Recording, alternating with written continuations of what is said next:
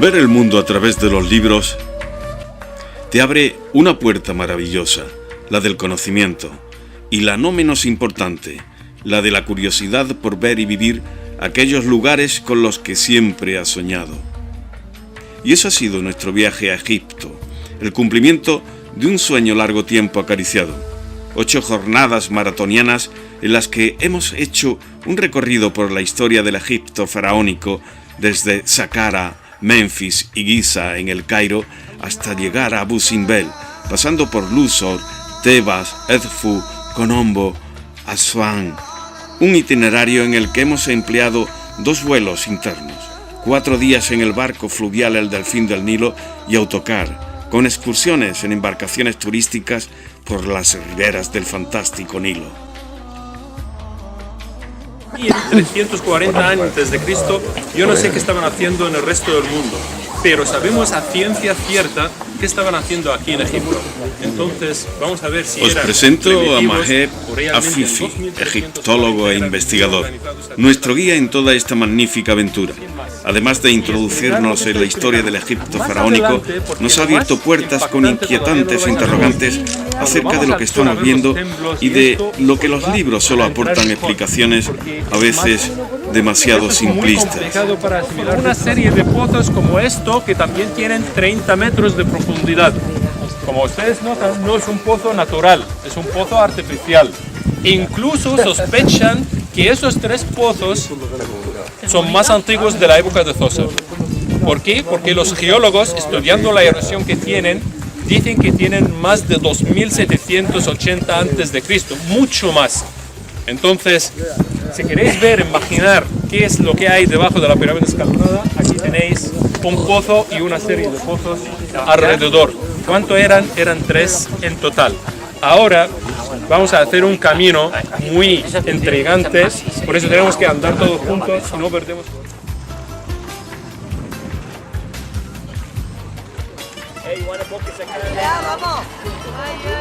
Venga que se me va el cartílago. Rafa, que te va a quedar así. Que se me va el cartílago. Venga que se me va el cartílago, ven. Vamos, Habibi. Sí.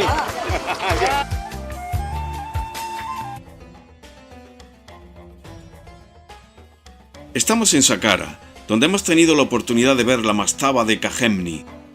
La tumba consta de 8 salas y 5 antecámaras, todas decoradas, aunque los colores no se han conservado bien, de una gran calidad ya que como Chati utilizó a los artesanos del rey, la tumba muestra escenas tanto de su carrera política como cotidianas. La entrada reproduce 50 títulos portados por Khamenei. Entre los relieves se encuentran varios con animales, como escenas de caza y pesca, escenas de lucha entre hipopótamos y cocodrilos.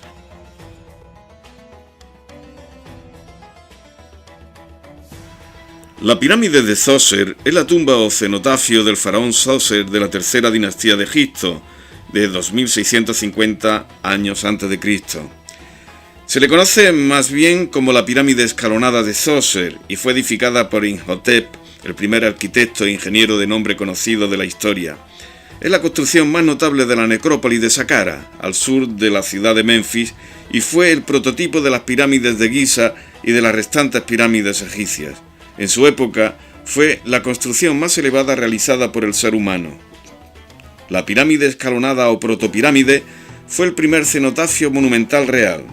Formaba parte de un complejo para celebraciones rodeado por un muro pétreo que albergaba, mejor dicho, un templo y edificios de carácter simbólico.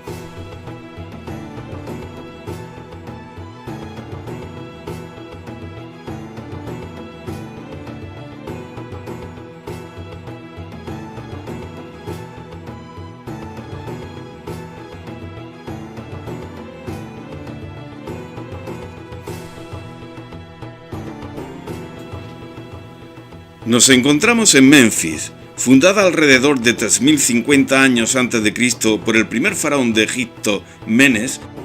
Las ruinas de la ciudad se encuentran a 19 kilómetros al sur del Cairo, en la ribera occidental del Nilo. Durante gran parte de la historia egipcia, Menfis fue la ciudad más importante del país y el centro económico del reino, capital indiscutible desde las dinastías I a la VIII, resurgiendo durante el reinado de Ramsés II y Merentab.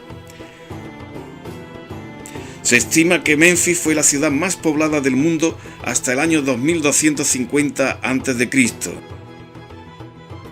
En la zona donde se erigió la ciudad de Menfis, actualmente se encuentra el poblado denominado Mitrahina, conteniendo una gran efigie del abasto de Ramsés II, varias estatuas colosales de Ramsés II y otros restos arqueológicos resultado de varias excavaciones.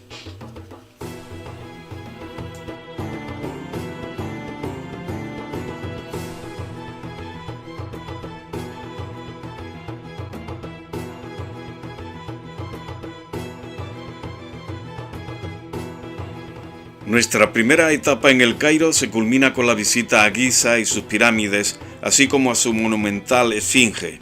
Es célebre en el mundo por ser el lugar donde hace unos 4600 años se erigieron las tres grandes pirámides de la dinastía IV. Giza forma parte de la gran necrópolis de Menfis, que se extendía a lo largo de más de 40 kilómetros y era conocida en el Imperio Antiguo de Egipto con el nombre genérico de Her-Nesher, la necrópoli.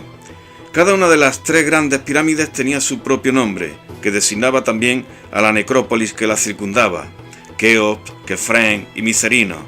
Durante el reinado de Keops fue cuando la meseta de Giza alcanza su gran relevancia.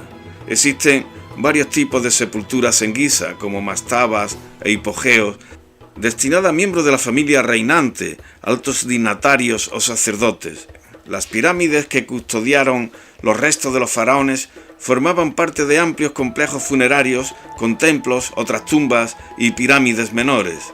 Al este de la pirámide de Keops se construyeron las denominadas pirámides de la reina, de casi 50 metros de lado y 30 de altura. En el año 1922 se descubrió parte de otra pirámide situada al sudoeste de la Gran Pirámide, con base cuadrada de 23 metros de lado y unos 12 metros de altura, con tan solo los restos de las tres primeras hileras de piedra.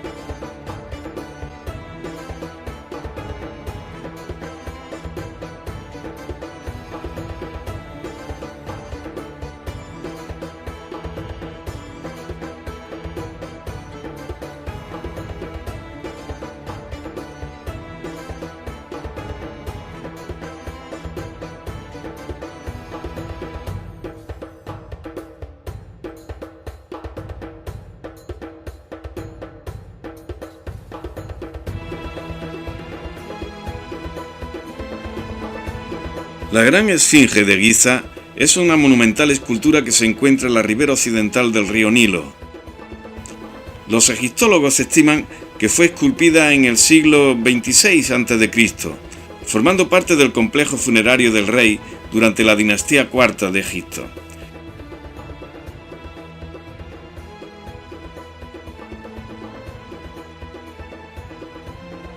Tras esta exhaustiva jornada, emprendemos vuelo a Luxor, donde nos esperan otras maravillas de este sorprendente Egipto.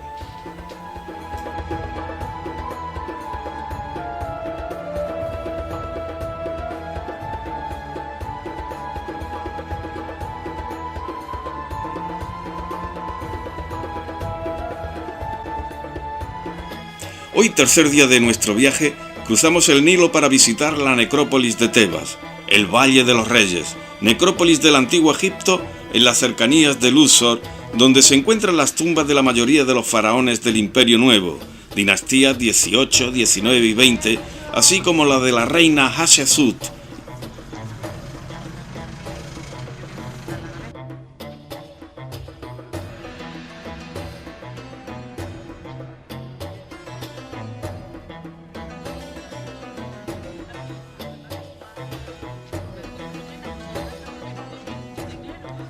Hemos visitado 3 tumbas y hemos quedado maravillados ante la riqueza de la decoración interior de cada una de sus cámaras, la perfección de grabados y pinturas en donde se relatan escenas de la vida cotidiana del faraón, así como la asistencia en el viaje al más allá que le proporcionan los distintos dioses.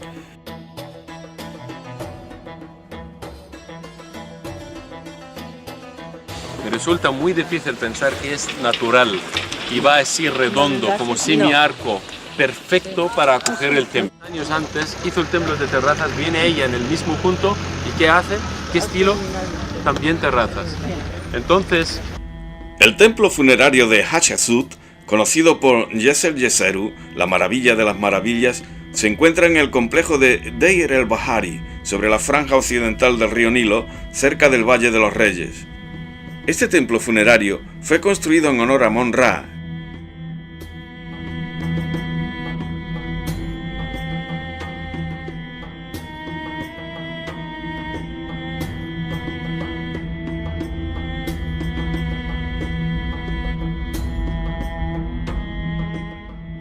Las terrazas escalonadas alcanzan los 30 metros de altura. Cada nivel está conformado por columnatas de pilares de caliza de sección cuadrada, precedidos por estatuas osiríacas. La capilla de Anubi, en la zona nordeste del templo, posee columnas de sección poligonal de estilo protodórico.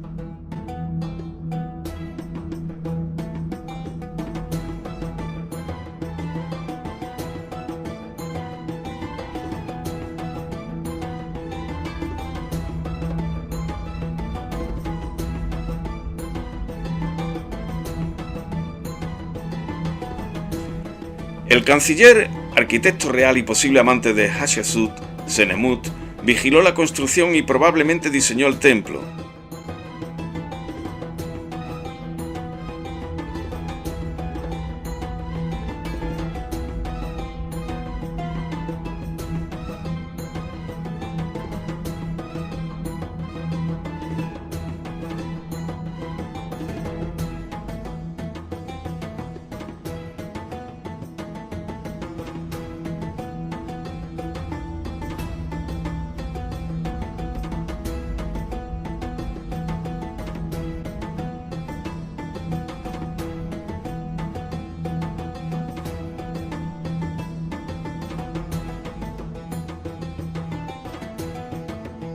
Los colosos de Memnon son 2 gigantescas estatuas de piedra que representan al faraón Amenhotep III, situadas en la ribera occidental del Nilo, frente a la ciudad egipcia de Luxor, al sur de las grandes necrópolis tebanas. Las 2 estatuas gemelas muestran a Amenhotep III en posición sedente. Sus manos reposan en las rodillas y su mirada se dirige hacia el este en dirección al río Nilo y al sol naciente. 2 figuras de menor tamaño, situadas junto al trono, representan a su esposa Ti y a su madre Mutimuia.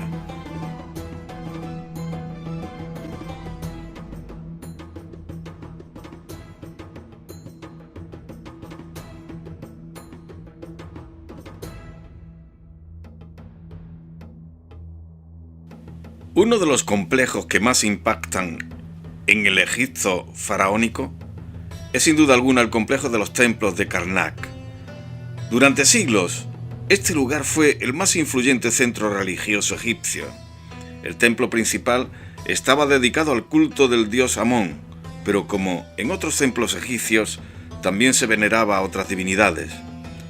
El complejo de templos de Karnak lo componen el recinto de Amón-Ra, el recinto de Montu, el recinto de Mut, el templo de Honsu, el templo de Opet, el templo de Tab. Existía también un lago sagrado, numerosos templetes y capillas de menor tamaño, y múltiples estancias y almacenes situados dentro de los muros que circundaban el recinto principal.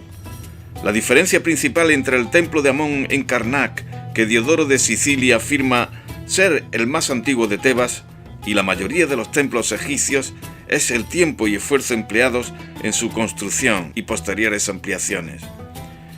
Unos 30 faraones contribuyeron con sus edificaciones, convirtiendo el complejo en un conjunto que por su tamaño, unas 30 hectáreas, no se había conocido jamás.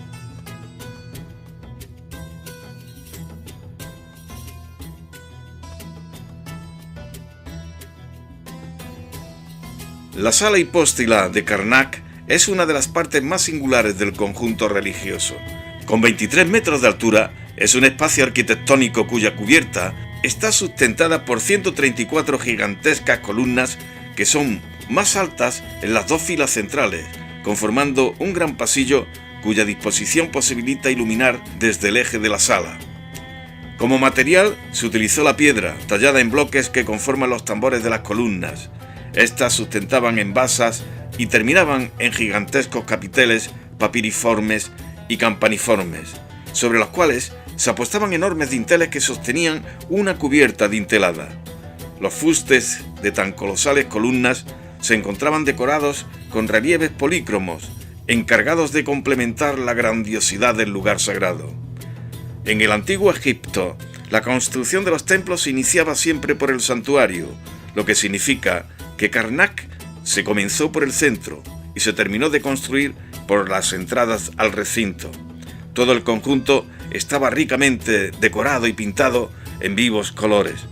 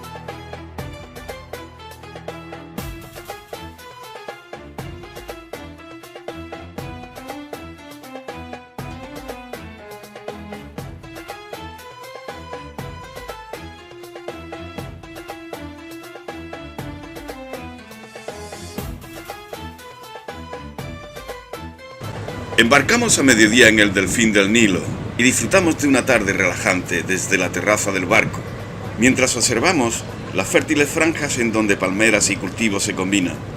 Tras la línea verde, las arenas doradas del desierto. De noche llegamos a Esna, cruzamos su esclusa y continuamos navegando hacia Edfu. Amanece un día luminoso. El sol proyecta sus primeros rayos sobre la ciudad de Edfu. Los viajeros, descansados, comenzamos la jornada a las 9 horas, con una exótica y sorprendente aventura. Paseo en calesa hasta el templo de Edfu, dedicado al dios Horus y situado en la ribera occidental del Nilo. Nada más subir las empinadas escaleras de acceso a la calzada desde el barco, nos despierta una visión atemporal, delirante, una retahíla de caballos, calesas y estrafalarios caleseros de traje oriental, ataviados con chalecos amarillos reflectantes, que eso sí, en este caso, cumplían con las casi inexistentes normas de tráfico. El impacto de la imagen consigue romper la línea del tiempo. ¿Dónde estamos? ¿Es quizás una vuelta al mundo medieval de las 1001 noches? Y en el caos y bullicio de la plaza bajo el sol ya intenso, nos sobrecoge la magnífica fachada del templo de Edfu, en la que se representa al rey Ptolomeo XIII golpeando a los enemigos ante el dios Horus. El templo tolemaico de Horus es el mejor conservado de Egipto y fue llamado Mesén, el lugar del arpón, y la casa de Ra, el placer de vivir dentro, la ventana del halcón, el altar de Horus y lugar para alabar a Dios. El edificio principal fue llamado Behedeti. La construcción comenzó el 23 de agosto del año 237 a.C. bajo el mandato de Ptolomeo III Evergete. 206 años antes de Cristo, la construcción se detiene por una revuelta de dos príncipes de la zona de Tebasque, que se declararon independientes de los faraones lágidas. Finalmente, el templo fue consagrado por Ptolomeo VII Neofilopator y su esposa Cleopatra II. Durante la dominación romana, fue sede de la Legión Segunda Trajana. En el periodo cristiano fue sede episcopal. Auguste Mariette fue el primer occidental que llegó a Edfu en 1860. Entonces el templo se utilizaba como vivienda y había establos y almacenes de productos agrícolas. Se habían hecho paredes de adobes y algunas zonas estaban recubiertas de arena. Los trabajos de conservación que se hicieron permitieron recuperar el templo.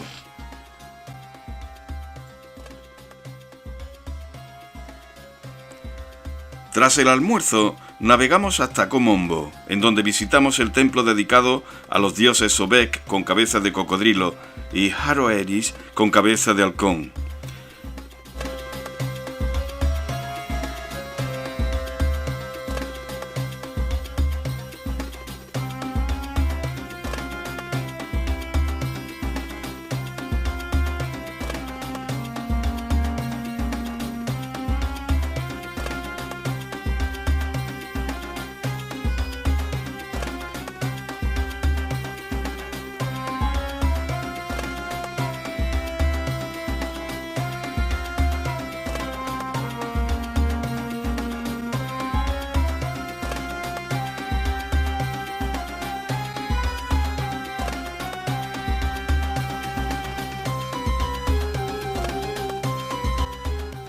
El templo de Komombo es un inusual templo doble construido durante el reinado de la dinastía Ptolomeica en la ciudad egipcia de Komombo. En el periodo de la dominación romana se realizaron algunas ampliaciones. La construcción es única debido a su diseño doble, lo que significa que había accesos, patios, salas, capillas y santuarios duplicados para dos dioses, Sobek y Haroeris.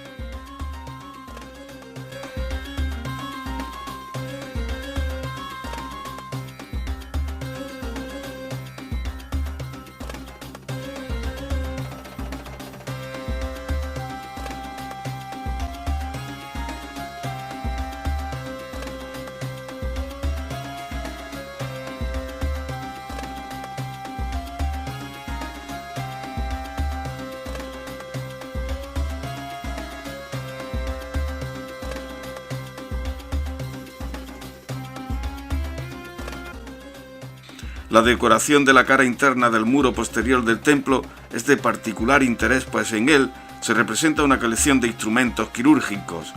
Muchas partes del templo han sido destruidas por la acción del Nilo, terremotos e incluso se usaron sus piedras para otras construcciones posteriores.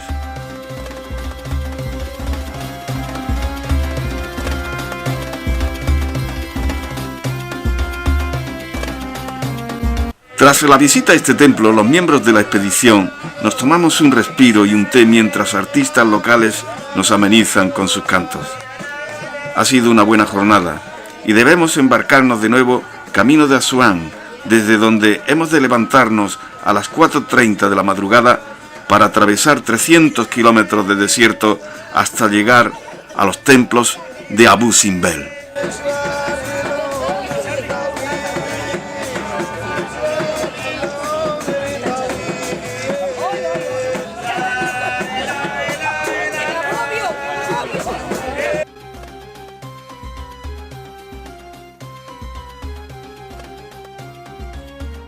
Quinta jornada, jueves día 21.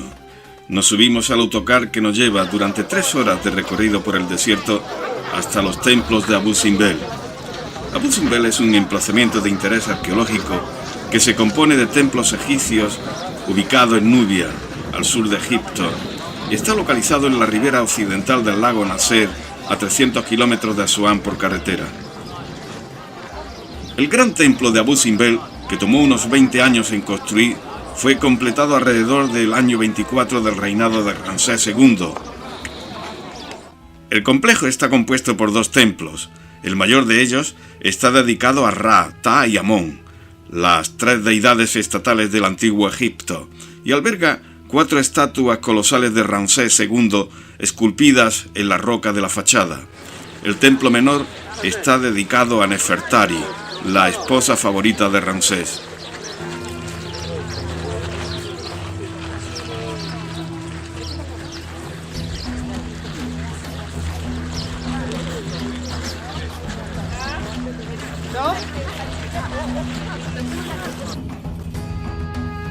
Generalmente es considerado como uno de los más bellos de todos los edificios durante el reinado de Ramsés II y uno de los más monumentales de Egipto. La fachada del templo tiene 33 metros de altura por 38 metros de ancho y está custodiado por 4 estatuas sedentes. Todas las estatuas representan a Ramsés II sentado en un trono con la doble corona del Alto y Bajo Egipto.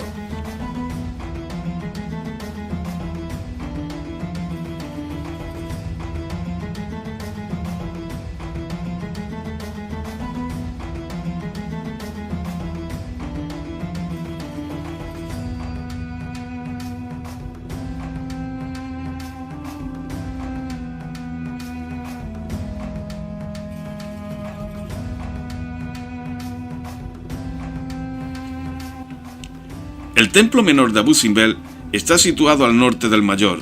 Está también excavado en la roca y dedicado a su esposa favorita Nefertari. La fachada está decorada con 6 estatuas, 4 de Ramsés II y 2 de Nefertari.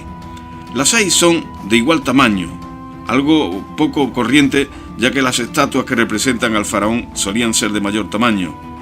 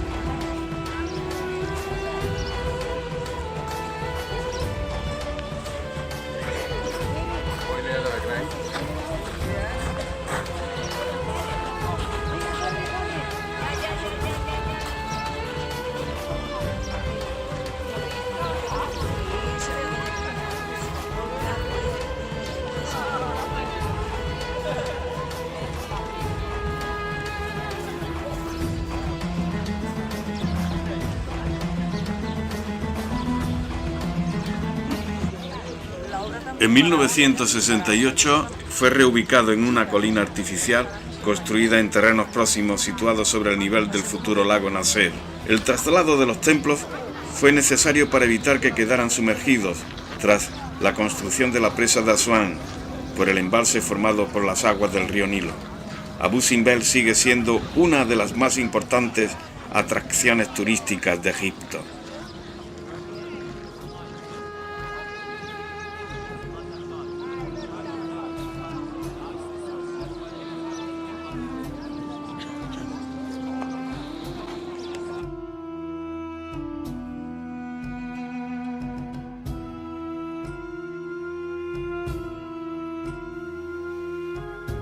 Esta apasionante jornada se complementa con una travesía que por la tarde hacemos en una motora y que nos enseña aspectos del Nilo y de sus orillas, hasta ese momento insospechadas. No falta la nota folclórica en la embarcación, así como la nota de color entrañable que ponen unos niños nubios que, navegando en tablas de surf, nos abordan con sus canciones, esperando a cambio la generosidad de los excursionistas en forma de euros o libras egipcias.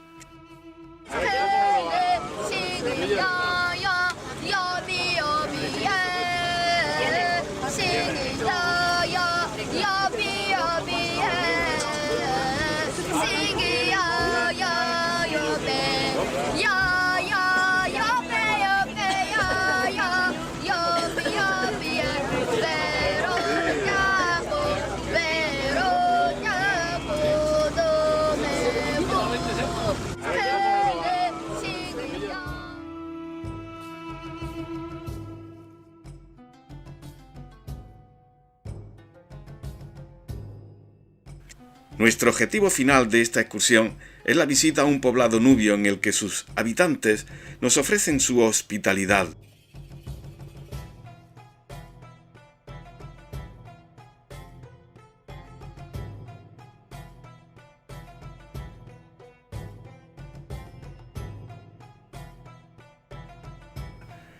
Tras esta experiencia, volvemos a nuestro barco, donde hacemos noche y listos para emprender a la mañana siguiente nuevas aventuras.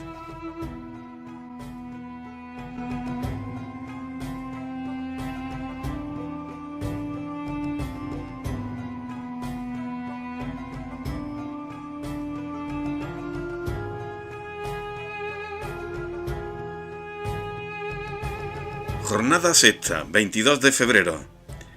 Tras el desayuno a las 8:45, al llegar a Asuán, visitamos el templo de Philae. Philae o Philae era el nombre de una isla situada en el río Nilo a 11 kilómetros de Asuán, en Egipto. Fue célebre por los templos erigidos durante los periodos tolemaico y romano, dedicados al culto a la diosa Isis, que se propagó por todo el Mediterráneo, manteniéndose su veneración en el templo de Philae hasta que fue prohibido en tiempos de Justiniano I en el año 535 después de Cristo. La isla de Philae quedó sumergida en el siglo XX bajo las aguas embalsadas por la presa de Asuán, aunque bajo patrocinio de la UNESCO los templos fueron desmontados, trasladados y reconstruidos en el cercano islote de Agilkia. Isis fue una de las diosas principales del panteón egipcio, pero solo a partir de Nestanebo I, faraón de la dinastía 30, comenzaron a erigirse edificaciones sacras de cierta importancia en la isla. Los lágidas continuaron ampliando el complejo y posteriormente algunos emperadores romanos como Augusto, Tiberio, Trajano y Adriano ordenaron construir más edificaciones. El culto a la diosa perduró hasta el siglo VI, cuando el emperador romano de Oriente Justiniano I lo proscribió. El conjunto se convirtió en iglesia cristiana dedicada a la advocación de San Esteban hasta el siglo XII, época en la que el credo islamista ya se había impuesto como religión mayoritaria en la población egipcia.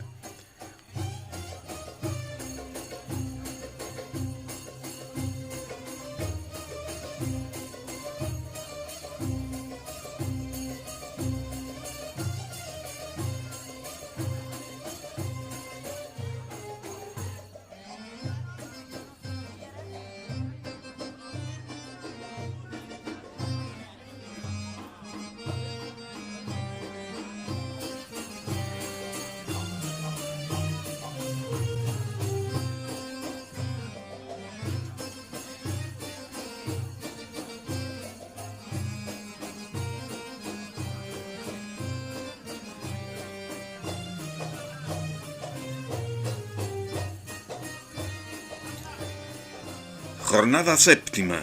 Estamos de nuevo en El Cairo. Es día 23 de febrero.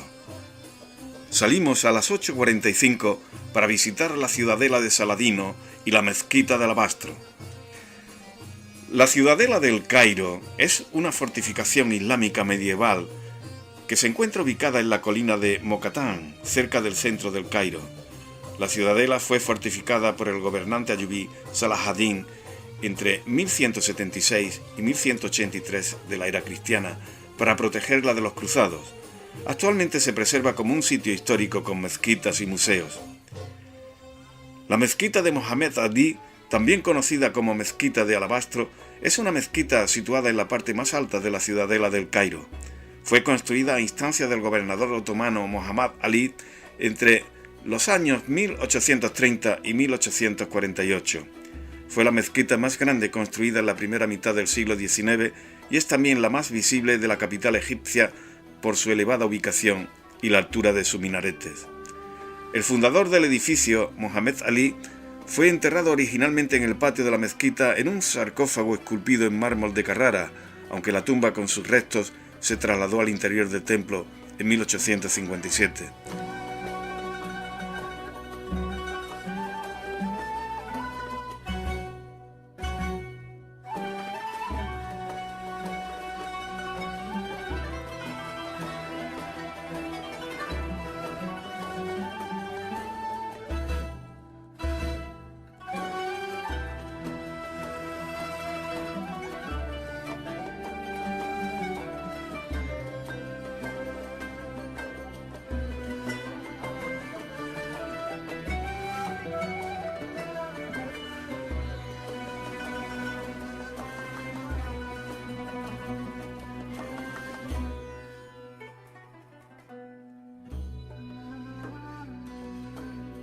Tras la visita a la ciudadela, nos metimos por intrincadas callejuelas del barrio copto que nos llevaron a la iglesia de San Sergio, de culto ortodoxo, construida sobre una cueva en la que, según la tradición, estuvieron residiendo durante su exilio en Egipto José, María y Jesús.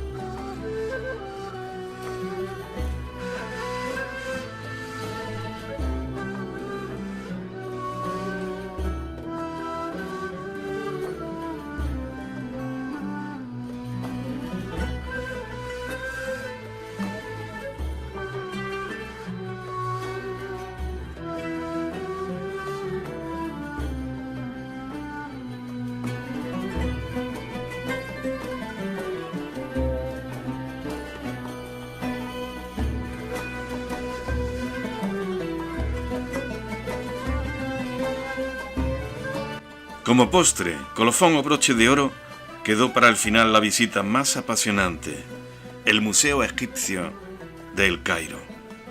Pero aquí no pongo palabras que distraigan de lo que las imágenes ofrecen, porque aquí se recoge la esencia de la historia del Egipto faraónico a través de estatuas, sarcófagos, momias, objetos y tesoros que nos llevan a muchos siglos atrás de una etapa apasionante de la humanidad.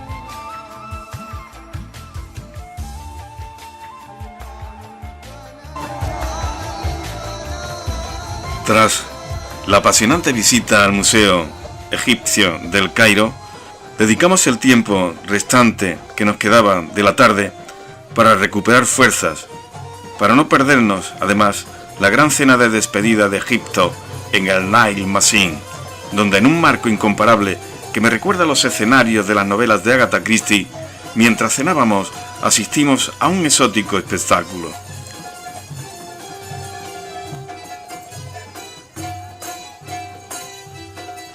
Y llegó la hora de los agradecimientos y la tristeza de las despedidas.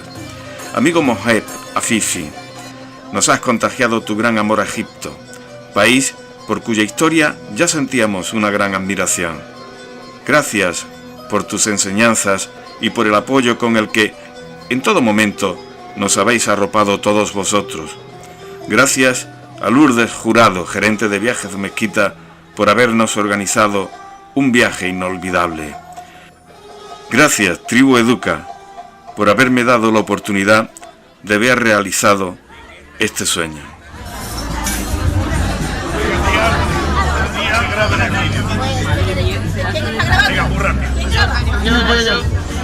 Lourdes está grabando. Pues nada, Lourdes, con todo mi cariño de Mezquita Viajes para la Tribu Educa. ¡Bravo! Y así lo recibimos.